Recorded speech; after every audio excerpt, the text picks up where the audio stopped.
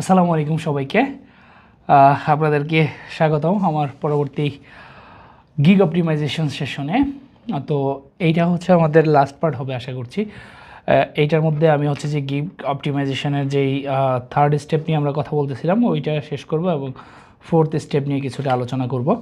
তো আমরা গত ক্লাসে আইডা মডিউল পর্যন্ত বা আইডা যে স্ট্র্যাটেজিটা আছে সেটা পর্যন্ত কথা বলছি, গিগের ডেসক্রিপশন পর্যন্ত, কিভাবে একটা গিগের ডেসক্রিপশন আমরা খুব ভালোভাবে সেট আপ করবো, কারণ গিগের ডেসক্রিপশন ছাড়া গিগের ডেসক্রিপশন আমাদের তৃতীয় ধাপ, যেটা আমাদেরকে গিগ র্যাঙ্ক হওয়ার ক্ষেত্রে সাহায্য করে।